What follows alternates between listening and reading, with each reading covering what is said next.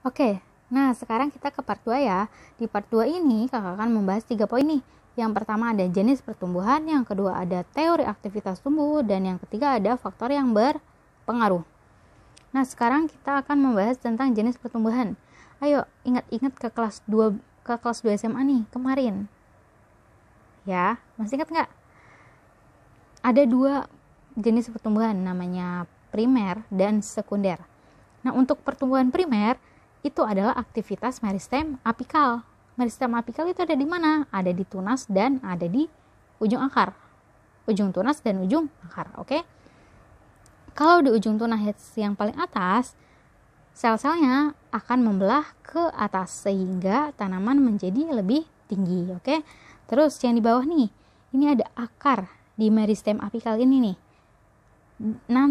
Nanti si akar ini akan bertambah panjang karena apa? Karena adanya sel-sel meristem yang terus membelah ke arah mana? Ke arah bawah, gitu ya. Nah, si akar ini dia punya 4 daerah pemanjangan nih. 4 daerah. Nah, yang paling bawah namanya adalah daerah pembelahan. Kenapa? Karena dia masih bersifat meristematis. Nah, kemudian nanti selnya akan memanjang di daerah pemanjangan atau disebut elongasi. Nah, setelah itu sel-selnya akan mengalami diferensiasi, pendewasaan. Artinya nanti sel-selnya akan membentuk struktur dan fungsi yang berbeda. Misalkan nanti sel A akan membentuk jaringan parenkim. Terus ada sel B, dia akan membentuk jaringan pengangkut. Terus ada sel C, dia akan membentuk jaringan penyokong dan lain-lain gitu ya. Nah, jaringan-jaringan tersebut nanti akan menjadi jaringan permanen, oke? Nah, sekarang ke sekunder nih, pertumbuhan sekunder. Pertumbuhan sekunder itu ditandai dengan apa? Batang yang terus melebar, oke? Karena ada aktivitas apa? Aktivitas kambium. Aktivitas kambium ini yang di tengah ya, kayak cincin. Aktivitas kambium akan membentuk xilem dan floem sekunder, oke? Nah, floem akan ke arah luar. Terus sedangkan xilem ke arah dalam. Gitu ya. Xilem dan floem yang dekat dengan kambium disebut daerah sekunder ya. Lihat gambarnya. Oke? Terus yang kedua ada teori aktivitas tumbuh. Nah, teori aktivitas tumbuh ini ada 2 ya. Bahas satu-satu nih. Yang pertama ada tunica corpus. Yang kedua ada histogen. Untuk tunica corpus dia dikemukakan oleh Smith. Si Smith ini dia mengemukakan bahwa si meristem apikal dia punya 2 daerah ya. Daerah tunica dia akan membelah satu arah, yang kanan ke kanan, yang kiri ke kiri gitu ya, sehingga luas sisi tumbuhnya akan bertambah. Oke. Nah, sekarang ada korpus. Korpus itu di bawahnya tunica. Kalau korpus dia berbeda sama tunica. Korpus dia tumbuhnya ke segala arah.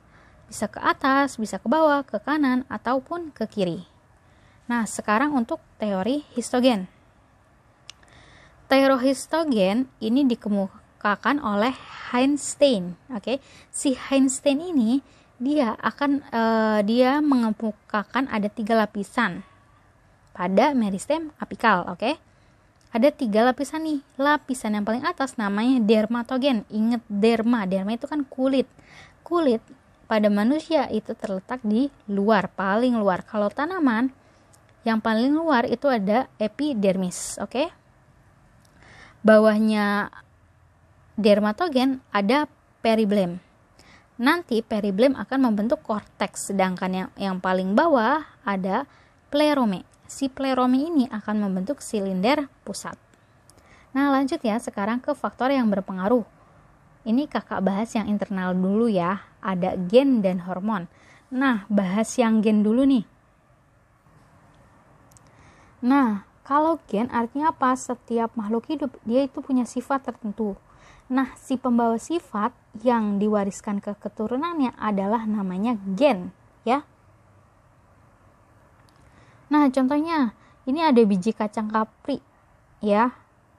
Ada yang keriput, ada yang bulat. Kalau keriput dia membawa sifat A kecil. Sedangkan kalau biji bulat dia membawa sifat A besar, gitu ya. Nanti akan kita pelajari di bab hukum Mendel. Nah, sekarang hormon. Hormon yang pertama yang akan kakak bahas itu adalah auksin.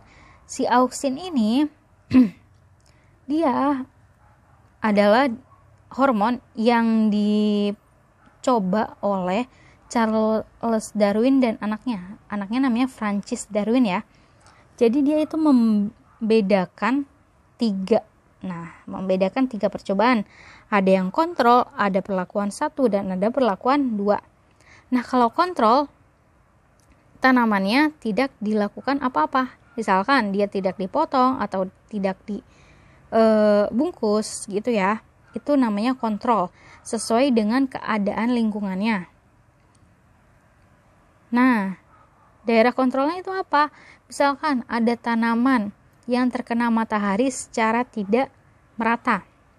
Dia hanya kena di sebelah sini, maka akan membengkok. Kenapa? Karena nanti si auksin ini akan terakumulasi ke daerah yang tidak terkena cahaya. Kalau terakumulasi, dia akan gimana?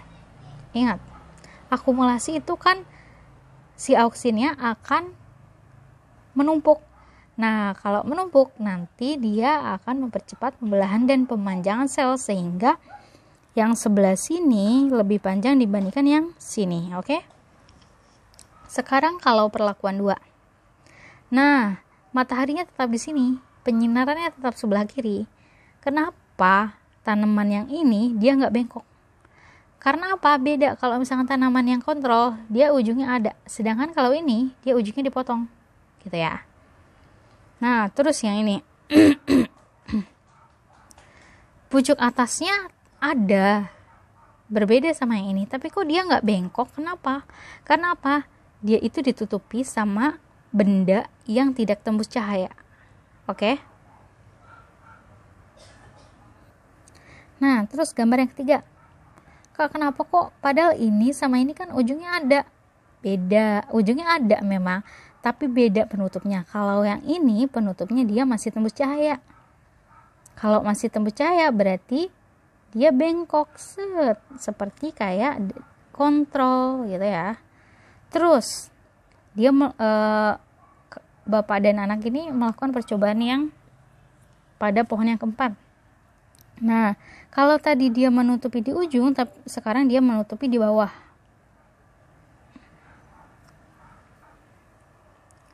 Nah, yang di bagian bawah ini sama ditutupi sama benda yang tembus cahaya. Tapi kenapa di sini dia tetap lurus? Padahal yang ini ujungnya pada percobaan sebelumnya kan ujungnya itu ditutupi sama benda yang tembus cahaya. Kenapa dia bisa bengkok? Kenapa? Karena auksin itu ada di sini, di ujung meristem apikal gitu ya. Nah, percobaan 2 ini mirip sama percobaan yang sebelumnya. Sama ini. Hanya saja kalau tadi yang percobaan yang ini dia ditutupi, kalau ini tidak ditutupi. Dia menggunakan kayak penyekat di sini untuk mengetahui daerah mana yang terdapat auksin. Ya kan? Kalau terdapat auksin dia bengkok di sini, berarti ada di sini. Gitu ya. Mirip sama yang ini. Oke? Sehingga dapat simpulkan bahwa si auksin itu berada di meristem apikal. Nah, gambar-gambar ini merupakan kan masih tunas kan, masih tunas. Kalau misalkan tunas, dia berasal dari mana? Dari embrio biji, berarti auksin ada dong di embrio biji, ya kan? Nah, terus ada fungsinya, ada pemanjangan sel, ada pengatur perkecambahan, dan mengatur pembengkokan organ. Nah, untuk mengatur pembengkokan organ kayak yang tadi ya, percobaan yang tadi, untuk pemanjangan sel dan percabangan akan kakak bahas nih sebentar lagi. Nah, ceritanya kalau misalkan fungsi auksin dalam perpanjangan sel gini, ada sel awal dan sel akhir yang tadinya tidak panjang menjadi panjang. Kenapa? Misalkan sel tumbuhan kan punya dinding sel. Nah, di zoom seperti ini, anatominya seperti ini. Ada yang namanya myofibril selulosa. Karena si dinding sel tumbuhan itu kan terdiri dari selulosa kan. Nah, si myofibril selulosa ini dilekati oleh polisakarida. Oke, sampai sini paham? Nah, kemudian ada enzim yang warna biru dan protein yang tidak melekat pada myofibrilnya atau polisacaridanya. Oke. Nah, kemudian karena adanya aktivitas auksin, si enzim dan polisacaridanya menempel ke sini, gitu ya. Si enzim akan memecah polisakarida, sedangkan kalau si protein akan menempel ke selulosanya, gitu. Sehingga si selulosanya akan memanjang. Kalau selulosanya memanjang berarti dinding selnya tambah panjang. Kalau dinding selnya tambah panjang, selnya maka akan tambah panjang. Oke? Nah, sekarang tadi kan ada yang mengatur percabangan. Kenapa? Jadi gini, tadi kan udah kakak bilang kalau misalkan auksin itu kan ada di ujung, di sini ya. Ada di sini. Kalau misalkan ini kita kakak potong nih, ilangin. Maka tunas yang di sini ini namanya tunas ketiak atau axillary. Nah, di sini nanti dia akan tumbuh menjadi cabang baru gitu, ya.